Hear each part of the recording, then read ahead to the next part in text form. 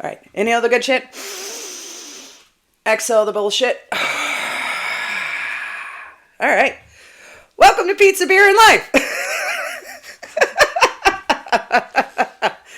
I'm your host, Roxy Freefall, and with me, as always, is my dear co-host, Cherry.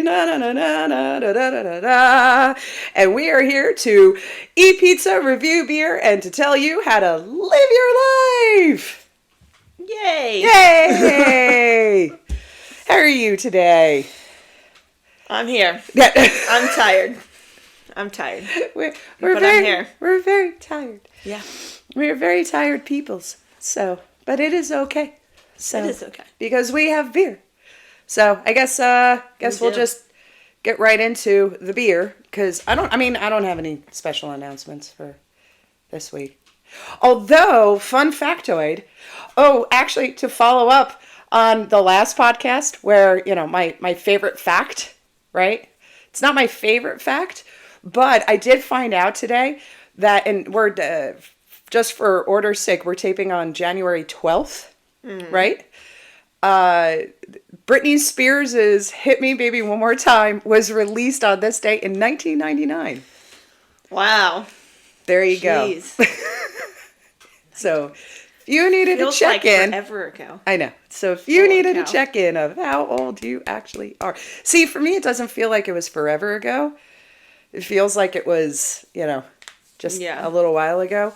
But in 1999, I was interning at MTV and subjected to all of that bullshit all Lucky the time. Yes. I interned at the height of that bullshit and also the start of the destruction of MTV. So, yeah. So, that's true. Start of its downturn, and I claim no part in its downturn. Although the coincidence is there.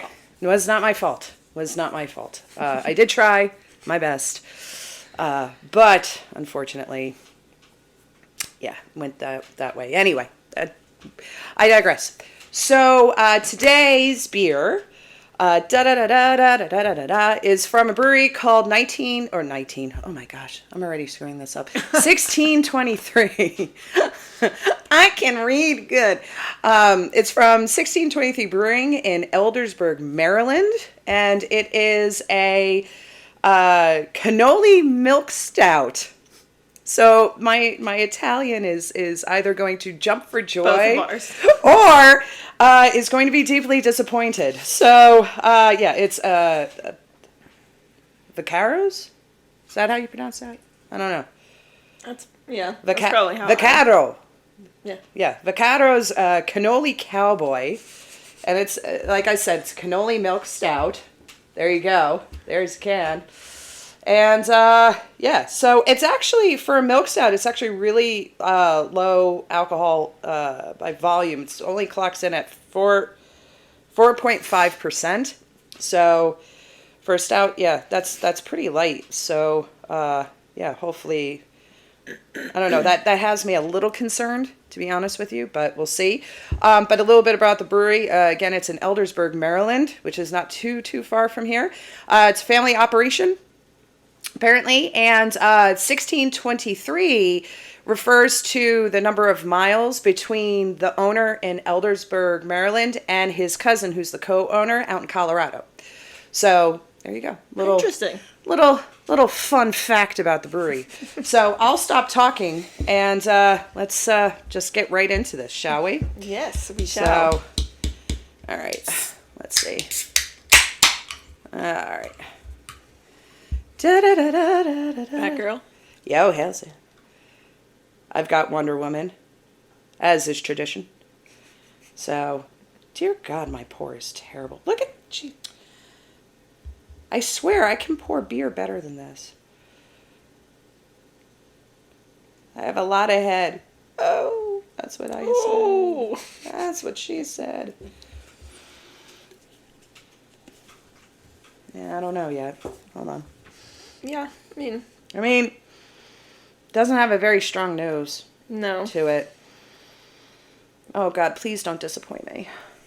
Well, cheers. Here we go. Mm.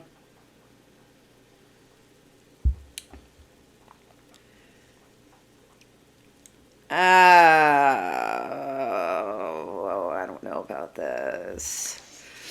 Oh, I really wanted to like this. And the crowd goes silent. I really wanted to like this. Yeah, so did I. Ah. I mean, it's not what it says it is. No, it's not. At all. It's not. Like, it doesn't taste bad. It's just not what it says it is. No. No. Which is disappointing. Very disappointing. Very. I mean, it's dark. I'll give it that. Right. It's got a nice stout color to it. But yeah, it just... Yeah, I mean... There's a lot that's missing here. There is a lot that's missing here. Yeah, like... There's a hint of vanilla, but there's not enough vanilla. No. Not even close. There's... I don't know, like, what... I'm trying to decide, like, what am I getting on the back end? I don't know, like... This is hard, like... Yeah, no. It's almost... I don't know, I don't want to say tinny. It's not tinny. I mean, I get the stout. Yeah, so Yeah, do I. the stout's there. And even the stout, honestly, and this is where I was concerned right at the top. When it said 4.5%, I was like, I don't know about this, right? Yeah. So, yeah, I mean, is it a stout? I think so. I mean, yeah, it's dark for, I mean, it's not, obviously it's not an imperial or anything like that, Right, you know, yeah. that which would lead to a higher ABV, but yeah, no, it's weak. Yeah. There, I'll say it. It's weak. Yeah. I mean, it's not the worst beer I've ever had. Well, yeah, no. Definitely not the worst. No, I've I mean, ever I'm still had, drinking it. I mean, there's something to be said for that. Like, I'm still drinking it. I haven't spit it out. I haven't thrown these out the window, right? Right. But yeah, no, I mean, what do you think? Like, there's something. What do you think is missing? What, like, lacking from this? I mean, for what it's called, definitely more vanilla. Right. A lot more vanilla, because I don't even know if I taste a hint of it. I get it on the front end, but the stout overpowers the back end for sure. Yeah. I mean, I'm just, yeah. I mean, I don't know. It's almost like... Because it says, brewed with 400 pounds of mashed in cannoli shells. Wait. Okay, wait. Yep. With the sweet flavors of natural vanilla and cinnamon. Cinnamon. Okay, then thank you for actually reading the can. Appreciate that. You're welcome. Should have done that before we started I drinking. can read. You can read. So, all right. So let's break it down, right? So here we go. Vanilla lacking. Yes. Cinnamon, I get none. None. Oh, wait, hold on. I don't really. There is a little on the back end.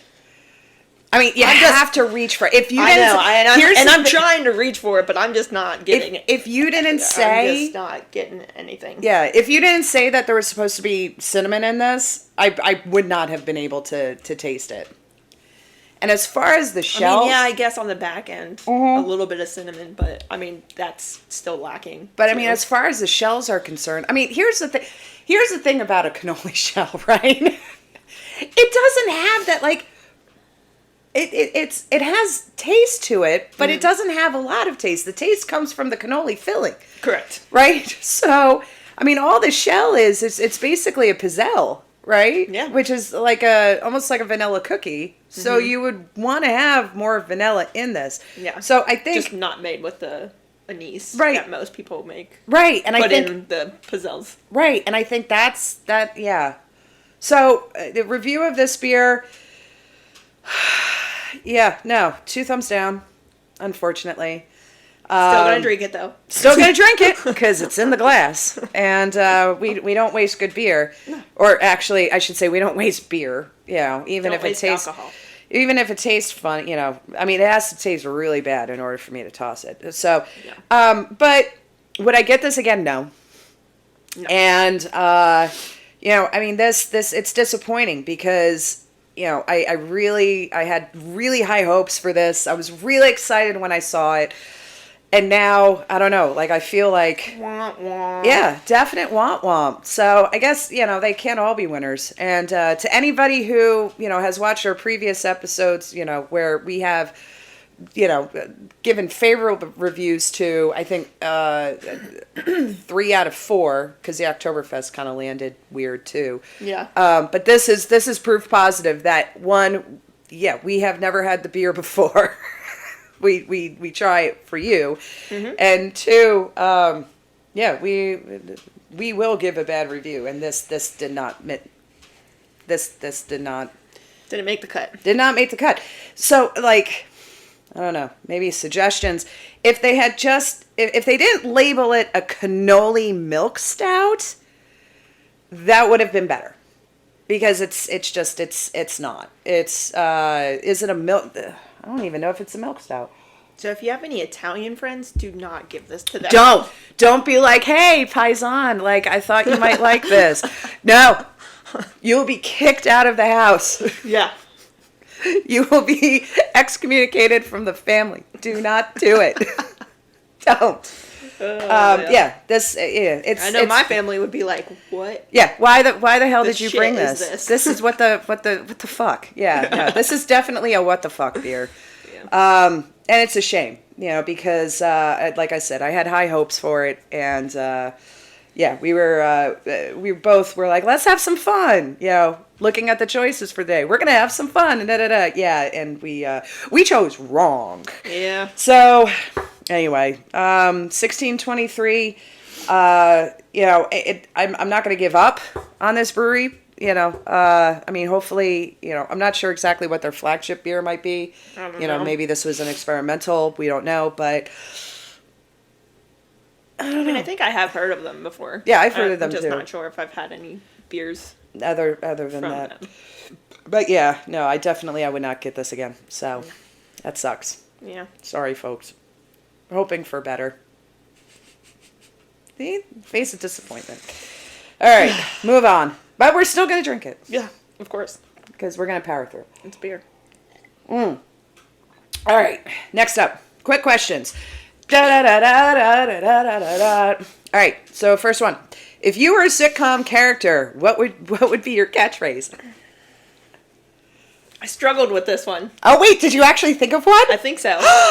Because I feel like I say this a lot already. Where's my beer? That's like the Lego movie. Where are my pants? Where is my beer? Yeah, that would be mine. Where's my beer? And it could be used in so many different ways. Yeah. Where's my beer? So, yeah. In a really awkward conversation, where's my beer? Yeah. Because I'm too intoxicated, where's my beer?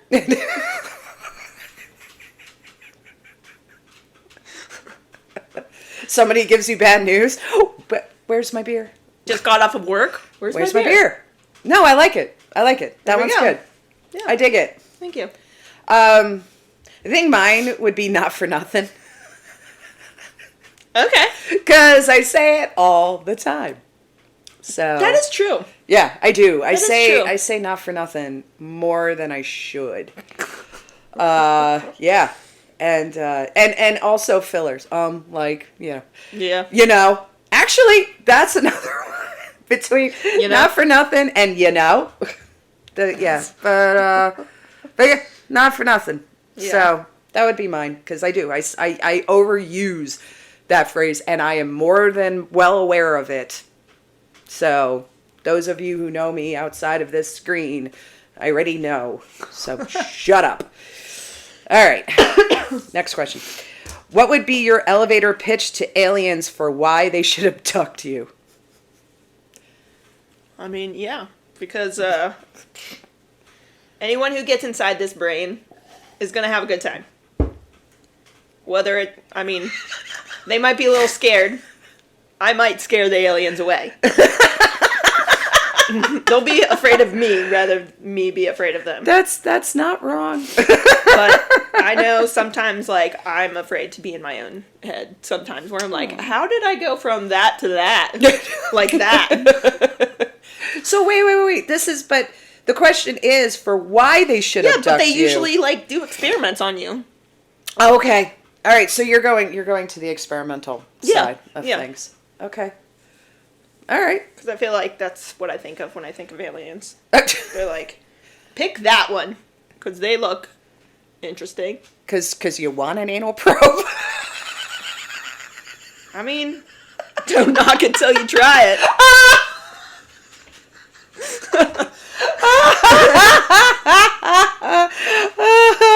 No. Oh, I'm good.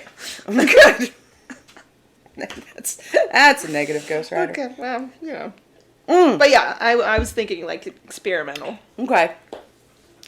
All right. So. All right. What would be your elevator pitch to aliens for why they should abduct you? I mean, I'll go with like what I usually say. I'm pretty and sometimes I'm funny. Like. Yeah. Yeah. I mean, that works. Yeah. I mean, it doesn't work very well in my dating life, but yeah. But I'm pretty and sometimes I'm funny. There. So that's really what it boils down to. So. I mean, it works. And I can organize like no one's business. I can get that ship up in tip-top shape like that. Can have it running like a well-oiled machine. Yeah. Maybe. Yeah. Sure. All right. Oh, goodness. Wow, we are just speeding through today. Yeah. Da-da-da-da-da-da. All right. Right to the questions then. So I'm going to close that out. Boink. Okay. Main questions where we get to tell you how to live your life. Woot, woot, woot. All right. So first one. I have a motivation problem. We all. Yeah. I have a motivation problem. Every time I want to start something new, I either start and give up quickly or procrastinate to the point where I feel like things aren't going to happen, so why start? How do people get that motivation to try new things and stick with them? I feel like there's no right or wrong way. You just figure out how to just do it. Mm-hmm. I know for me, that's what I tell myself. Yeah. Like, just do it. Kind of like Nike? Yeah. Okay. But my way. Like a Frank Sinatra song. She did it her way. Yeah. I'm bleeding. I'm sorry. I'm sorry. Do you need a napkin? Yeah. Okay. Sorry, we have an injury on set. So yeah. I think I hit it off something. So I think not in my house. I don't know. What the hell did you do? Anyway, I don't know. figure it out. Who knows? Story of my life. So either start. How do people get motivation to try new things and stick with them? I think one of the biggest problems that folks have in general, and this is good because it's January, it's beginning of the year, so this is New year, new me. Right, but that's it. but you just hit the nail on the head with that. Yeah. When it comes to goals, people often think too big. They say, I want to lose weight. I want to start this new project. Or I want to learn how to play an instrument. Mm-hmm. And people think too big. And what they don't look at oftentimes are the small changes that need to be made in order to get to that larger goal. Right. Where those small changes, those could be the goals as well. But oftentimes too many people, I'm going to use weight as an example because it's easy. And so somebody, will say, well, I want to lose 50 pounds.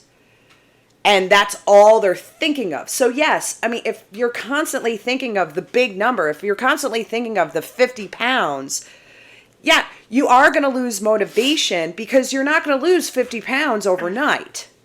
No. Right? But if you break that down into smaller, more manageable goals, that's how you sustain motivation, because you can see the changes happening in a decent amount of time. So, it could start with, I am going to get up an hour earlier. Yeah. Every day. Yeah. And after a couple weeks of that, woohoo, I hit my goal. And then I'm going to make sure that I drink a lot of water. And a couple weeks later, I'm going to make sure I eat a vegetable. One vegetable. That's it. Just make sure you eat a vegetable. Even if it's just one carrot. Even if it's just one freaking carrot. Or just one salad or something. Right. The point is that all of those small things lead up to the big one. Mm-hmm. So if we break our goals down into smaller, more manageable goals, that's how you sustain motivation. Now, I'm not saying that's perfect, because there's going to be days where you don't want to get out of bed early, or you don't want to go to the gym. You don't want to eat the vegetable. You just want to sit in your house in your jammies and eat pizza and watch trash TV. And that's fine too. And it's accepting that, yes, every journey is different. Mm-hmm. Everybody is different. And the way that you get to the place that you need to is very personal. And we oftentimes get so bogged down with the way it should be that we don't focus on the little things that have changed for the better in order to get to that goal. Right. Right? So how do people get that motivation to try new things and stick with them? It's breaking it down into small goals. And then also, I think the other thing is realizing that sometimes that goals change. And that's okay. Right. And you will fail. Ooh. How about that? Yeah. Yeah. You're gonna fail. Right? So it's how you respond to that failure. Mm-hmm. And it's what you do with that failure that keeps your motivation going. Right? I think it was, again, Mark Manson, author of The Subtle Art of Not Giving a Fuck, talks about failure and the art of failure. And it was actually, it's one of my favorite quotes, and it's Samuel Beckett. Ever tried, ever failed, no matter, fail again, fail better. Right? I like it. Yeah. I like it. You're going to fail. Yeah. But it's how you come back. Right. Right? And it's how you respond to that, because oftentimes we have these, what we consider failures are actually just bumps in the road. Right. So it's how you respond to that. Yeah. So I either start and give up too quickly or procrastinate to the point where things aren't going to happen. So why start? Yeah. I mean, procrastination's inevitable. Starting and stopping is inevitable. And, it's okay for your goals to change. It's okay to try something and realize that it's not for you either. Right. Yeah. I mean, what is an instance for you where you had this goal, or have you ever had that experience where you had a goal that you were reaching towards and you realized kind of in the midst of trying to achieve that maybe this isn't the right path? I don't know. No. I don't think so. Not necessarily. I mean, was I kind of like, okay, that didn't turn out like how I thought it, like, mm-hmm. You know what I mean? But like, right. It wasn't so much that I was like, well, I'm not good at this. Okay. Like, I feel like I'm a pretty talented person, just in like different areas. Yeah. Like, I was watching this TED Talk, and they called them like multi-potentialites. Multi-potentialites? Yeah. Somebody what is who's like really good at a lot of different things, but maybe not like a master at one. Oh, it's a dabbler of many, master of none, or master of few, or something. Yeah. Yeah. Yeah, that's me. So what is it called? Multi-what? Multi-potentialite. Multi-potentialite. Mm-hmm. All right, learn something new. The more you know. Yeah. Do you remember who gave that TED Talk? Oh, gosh. No. Okay. It was like years and years ago. Okay. But it definitely like hit home for me. Yeah. So like, typically for me when I start something, like I have to finish it. Okay. So like, yes, getting started is where I struggle the most. But once I start, like I'm definitely a person that's like, oh, well, Yeah. better make it happen. And I think that's common with a lot of people where getting started is the hardest thing. Yeah. It's not necessarily the momentum to continue something. It's the momentum to get something started. Correct. So I know I have a difficult time with that, with just general tasking. Yeah. Quite honestly. And, trying to find the motivation to start and how to find that motivation, I'm still trying to figure that out personally. But I literally just tell myself, just get up and do it. yeah, Yeah. and that works. Yeah. Most of the time. I know Mel Robbins. Because when I start to sorry. make excuses, that's when I'm like, all right, maybe later. But when I'm like, no, just do it. Just get up and do it. And then I'm like, sure. And then you hit the ground running. Yep. Nice. Yeah, Mel Robbins, has this technique. She calls it just very simple, 5, 4, 3, 2, 1. Where if you're struggling to find that motivation to get going on something, to get started on something, you just pause. You take a breath, you pause, and you go 5 and count down 5, 4, 3, 2, 1, and then at 1 you get off your ass and you go do it. Yeah. Yeah. So that sounds a lot. What you're saying sounds a lot similar to that. Yeah. Right on. I like the countdown though. Yeah. 5, 4, 3, 2, 1. Go. Yep. Woo! 5, 4, 3, 2, 1. Finish this beer so I can have something different. Yeah. All right. So I think we can consider that one. Yeah. Shut. The books. Yeah. All right. I like your little goals though. Yeah. Yeah. Yeah. I mean, like it's something that when I used to teach yoga, it's something that I used to preach all the time. Yeah. I used to say the same thing to my students all the time, which was, small goals create big impact. Yeah. Right? The little things added up create, big impact in your life. So if you can break the larger thing down to smaller goals, then you'll see success in more ways. You'll see it a little bit faster, and you'll gain that momentum to keep moving forward. So I like it. yeah, thanks. Woo! So we'll close that one. Yep. So, because I can go on about that Yeah. all night if I really wanted to. So, all right. Next question. My life is really great. Good for you. I have a job I like, an active social life, a great family, but the thing I struggle with is balancing everything. More often than not, I feel overwhelmed. How can I maintain a very active calendar without feeling like I'm drowning? Oh, life balance. Gotta love it. All right. Well, life balance. I mean, what's your... I mean, I think for me, especially when it comes to like family and job and like basically the family and job part, I really had to work on saying, okay, this is going to be my stopping point with work, and that's it. Like, and I worked through this with another person for a while, that like I had to keep telling myself like it's okay that I don't respond to an email that's at like 8:00 at night, right? Just because it's the owner of the company I work for, right? Because like nothing in the email is saying like I need you to respond to me right this second, right? So like I had to tell myself I'm not a bad employee just because I'm not responding to this email right this second. Like, he's already busy enough during the day, and so he's writing these emails when he has the time to. Mm-hmm. So it's like I had to like really work on it to tell myself it's okay that you're not responding right that second. Mm-hmm.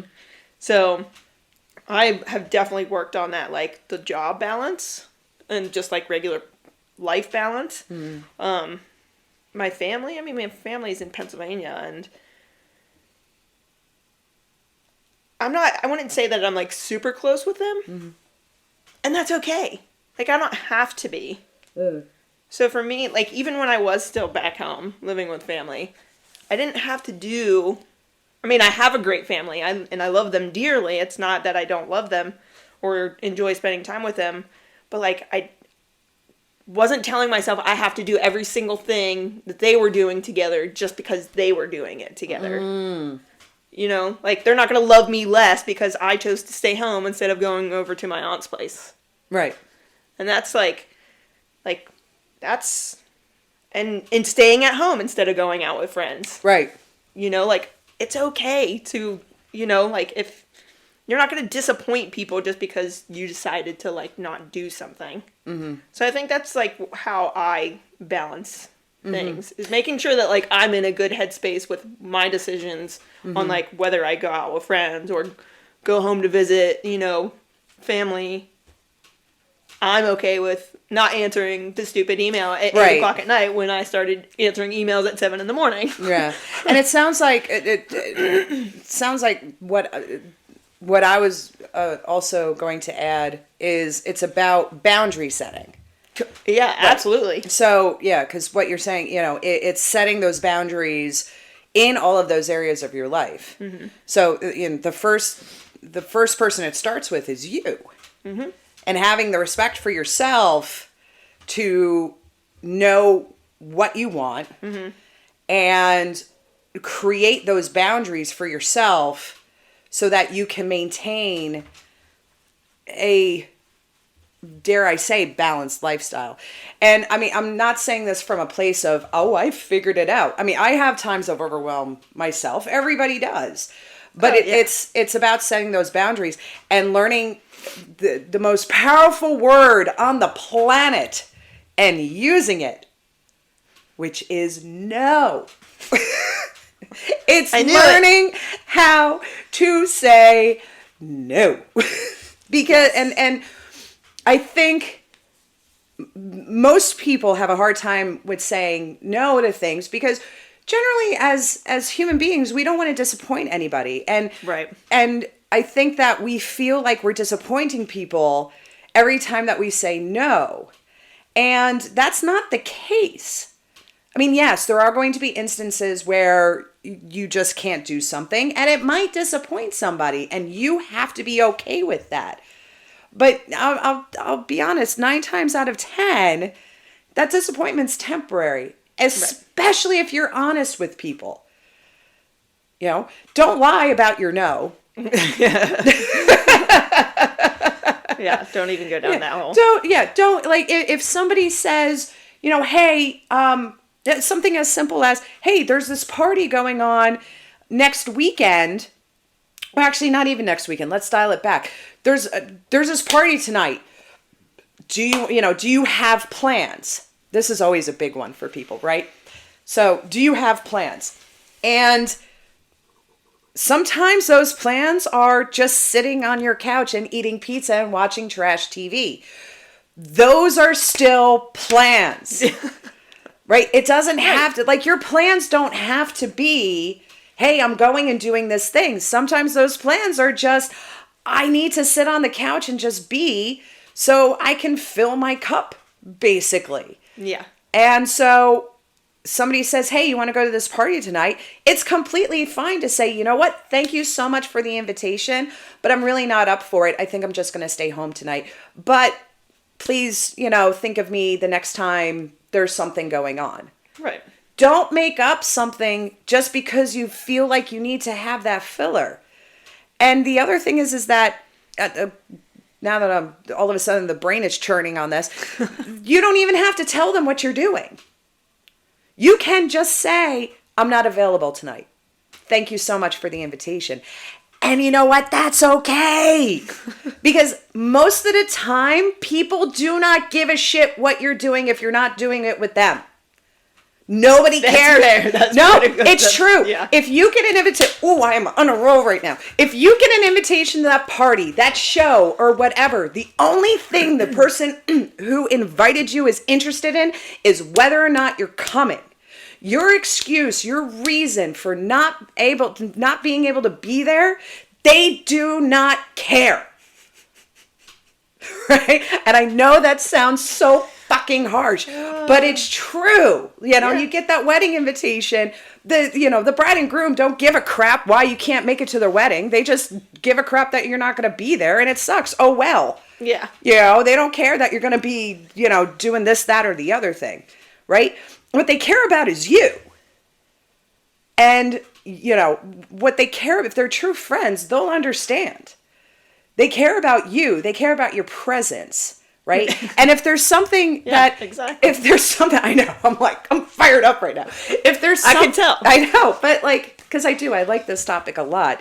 And also it's because I think the reason why I'm so fired up about it is because it took me so long to learn this for myself. And I know I can speak for you. You feel the same way, I'm sure. Yeah. Because we've had this discussion where actually it was just last week that I was going to an event and we had asked you, it was a bunch of us that went and said, hey, do you want to come? And you just flat out, you said, no, I'm not up for it. We were like, oh my God, that sucks. Oh yeah, that's right. Yeah. Yeah. That sucks. Just yeah. Not feeling it. Yeah. Yeah. Because the only thing that we cared about was you. And, to that, I asked, are you good? You said, yeah, I'm good. Okay. Yeah. Well, if you're good, that's great. We'll see you at the next thing. Yeah. You and other people that were going. Right. Are you good? At least, as long as you're good. As long as you're good. Okay, have a good night. Have a great night. We'll see you at the next thing. We'll see you at the da-da-da-da. Yeah. And yes, is it hard to, as I'm saying this, is it hard to balance that and, yes, go to all the shows because you never know when the band is going to play again? Yes, I go through this all of the time, and it's the biggest inner turmoil on the planet. However, sometimes you just need to take a step back. Yeah. And so, and I know I'm getting off track of this question. So, but not really. How do I balance everything? Again, it's going back to the core of the question. How do I balance this busy life? It starts with you. It starts with setting boundaries. It starts with realizing what your own needs are. Right. And then from there, it's about priority setting. What is your priority in your life right now? Is it your partner or spouse? Is it your job? Is it your family? Is it your children? If you have children, it shouldn't be your children. But yeah, it's figuring out that priority, and then you kind of have this hierarchy of, because I can't think of another word, hierarchy of priorities within those, where if your kids are your number one priority, like me personally, I would put you and then your kids, because, you can't be good for your kids if you're not good for yourself. Right. You can't. It's impossible. So, but let's take you out of the equation, right? Kids are number one. So the kids have a game. The kids have a show, parent-teacher conferences. Those are going to be your priority, right? Then work, because you need to make some money, right? Then social life or whatever. Once you figure out your priorities, that balance almost falls into place. And again, it's learning how to say no. That is the big, big thing. Learn how to say no. You are not helping anybody by overcommitting yourself. Yes, do we want to do all the things? Of course we do. Is FOMO a thing? Of course it is. I was just going to say that. Yeah. Because that was me when I was younger. How so? Just that fear of missing out. Yeah. Like, well, what if this happens? And what if everyone has a really great time and I missed it? It's yeah. Okay, well, every time I'm with my friends, I have a great time. So, if I miss one night because I decided to stay home to go to bed at a decent hour instead,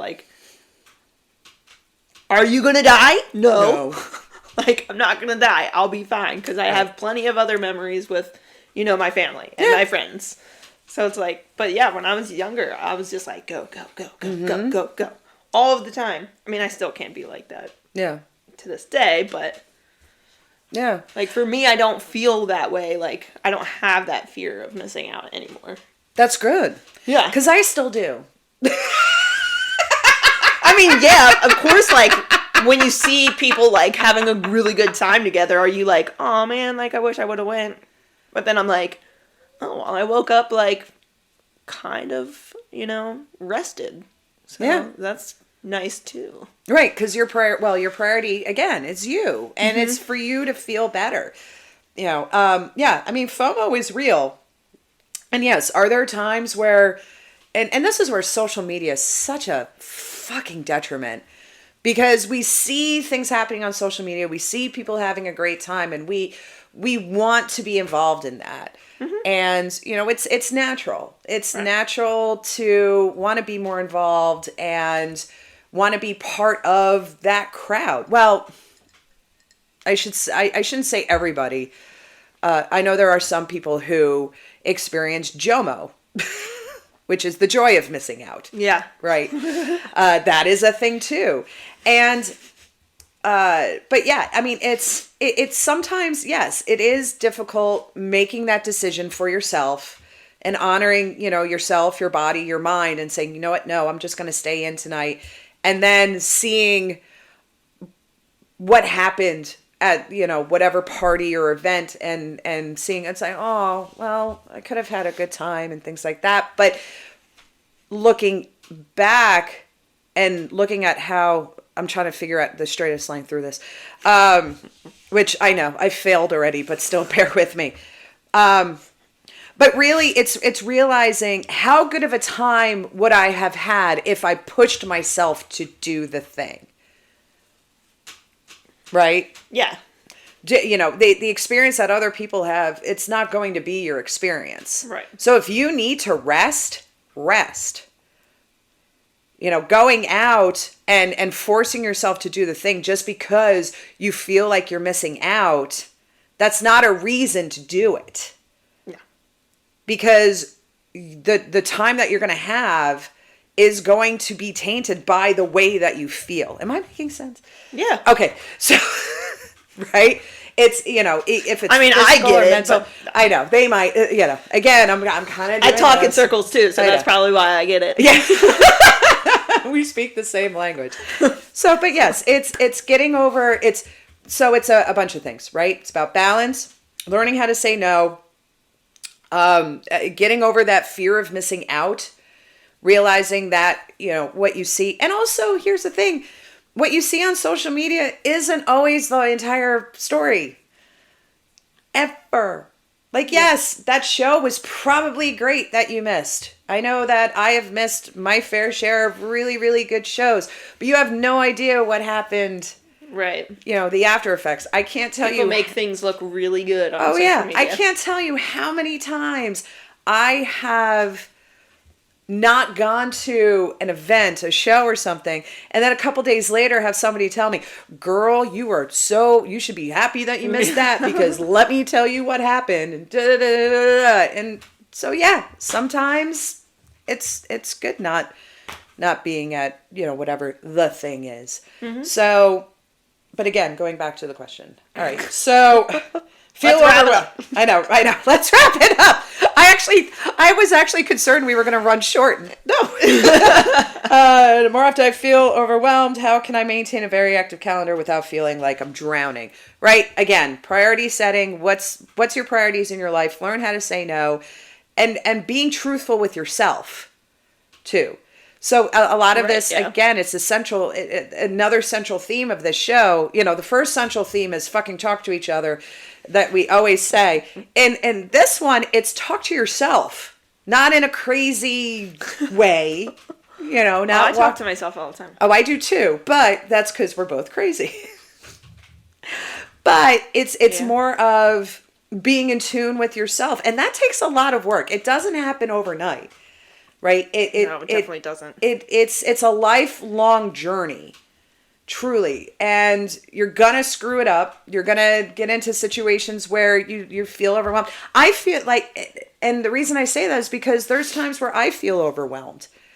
Demands, because there are situations where everything is just hitting all at once. And it's trying to find that balance and trying to prioritize. And the other thing I'm going to mention too, I know, we're wrapping this up, but I want to get this out. Don't multitask. Oh, yeah. So first off, multitasking is a myth in any form. Don't multitask. The brain cannot handle that, right? So you can look up the research yourself. Just Google multitasking, and there's a whole bunch of, ignore the stuff on how to. I know that there's a great TED Talk out there about how multitasking is a myth, and I can't remember who it was. But anyway, when I say don't multitask, I mean be in the present. If you're working, work. And if you need to step away from work to handle a personal issue, leave the work, put the work down, take a break, and actually take care of the personal issue, right? Compartmentalize things in that regard. If you're out with your friends, be out with your friends. Put the phone down. Put the work phone down. Stop checking your email. Stop looking on that dating website. Stop, I'm talking to myself here. Stop looking on, stop looking unless you're showing your friends. Well, yes, we do have the weekly winners. But giving away all my secrets. So that's what I mean by don't multitask, right? Be in the present. Be at the show. Listen to the music. Stop, looking at your phone while the band is on stage. If you're at work. If you need to take personal time, take an hour to handle some appointments or whatever, handle those appointments. If you're at a family event, be with the family. You get what I'm saying, essentially. That's what I mean by don't multitask. I mean, by all means, please continue. Okay, shut the fuck up. Oh, man. Whatever. I'm done. It's fine. I love you. I just had to. It's fine. Pull your chain a little bit. It's fine. I guess I'm done. Do you have any final words? No, I'm good. But yes. I'm a woman of few words over here. You know that. No, but most of my words actually have some meaning behind them. They do. That's why you're here. So it's God damn it. So, well, I guess we're done with that one. Yeah. Don't multitask. Learn how to say no. And practice boundary setting. Start really small. Start with a small no. And then work your way up. All right. We're closing that. There. It's closed. We're done. All right. Well, that was this one show. So there. Okay, bye. Okay. Wow. Holy hell. All right, fine. I didn't have any other outro plans, so I guess that's it. I mean, we Cherry, can keep talking. Yeah, Cherry's setting her boundaries. It's fine. I'm getting a lot better at that. She is, actually. Anyway, but maybe it's because of Patrick Swayze being here with me. Patrick Swayze. Maybe he's giving me that confidence. I know, right? I know. For those who are playing the home game from Baltimore, yes, I am wearing the hoodie. You can't see. No, you can't see. But I'd have to get up. It doesn't matter. Looks like this. Looks like that on the back. And we both showed up like that. So anyway. Yeah. Not on purpose. Not on purpose. So yeah, we're done now. Y'all have fun. Okay. Be kind to each other. My name is Roxy Freefall. My co-host Cherry. If you have a question, I keep forgetting to do this. If you have a question that you would like answered on this show, send me an email at roxyfreefall@gmail.com for your chance to have your question answered by the two of us. Well, we're doing a good job so far. I know. Anyway, it's fun. Just do it. Yeah. Anyway, be kind to each other. Talk to each other. Honor yourself. Create boundaries. Love to all. We out. That's it. Bye. And don't drink sucky beer. No. Yeah, please don't.